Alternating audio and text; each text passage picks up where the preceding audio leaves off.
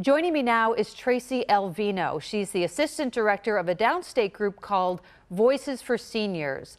Tracy, thanks for joining us. First, tell us when and why your group was formed. Voices for Seniors was formed in May 2020 by Vivian Zayas and her sister, Alexa. Their mother, Ana Martinez, sadly succumbed to COVID-19 that she caught in a nursing home rehab. The way I became involved in the organization was I read their story in a local paper, and it was identical to the story of my father, who unfortunately lost his life in the same rehabilitation that their mother lost their lives in. And we've grown now to about 5,000 members, and we are looking for justice, accountability, and answers. So tell me, Tracy, your group was no doubt disappointed to hear that the State Assembly Judiciary Committee would not be continuing its investigation into Governor Cuomo's actions in regard to the nursing home deaths. So what was your reaction when you first heard that news? The New York State Judiciary Committee slapped the faces of every grieving nursing home family and of every sexual harassment survivor. It smacks of Albany corruption and deal making. There's no reason why we can't have, at the very least, a report that's filled with answers, since the taxpayers of New York paid $10 million for it. The Assembly Speaker did say today that he felt that the Attorney General's investigation and others that are going forward would bring satisfaction to the families of those who died in nursing homes. Do you disagree with that? It hasn't worked out so far. You know, we've put our hope in the DOJ, and that investigation got squashed. We put our hope in the impeachment inquiry, and that got squashed.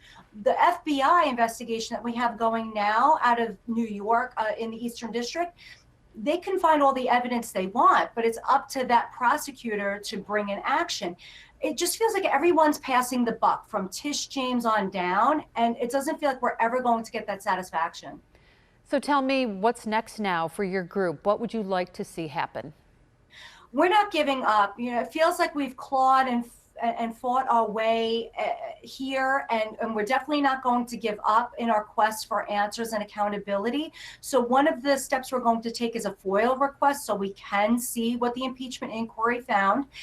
We're also turning our tragedy into action and trying to help other senior citizens and other families in a variety of ways, including a federal bill that we helped to work on with Congresswoman Claudia Tenney, which is called the Essential Caregivers Act.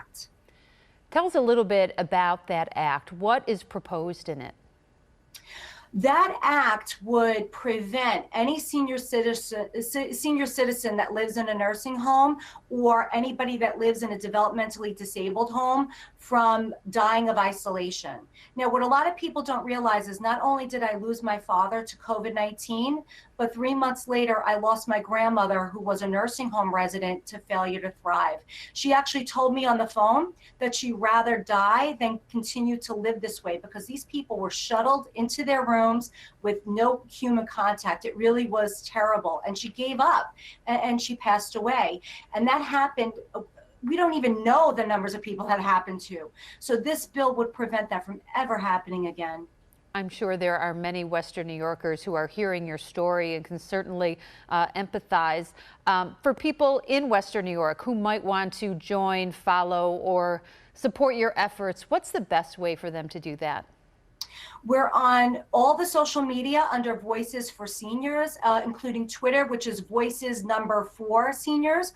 And we have a website, voicesforseniors.com. And we'd love to welcome anyone in that went through the same things we went through, or if you just want to join us and make life better going forward for senior citizens.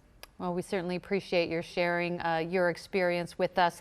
Tracy Alvino, she is with Voices for Seniors. Thanks for joining us.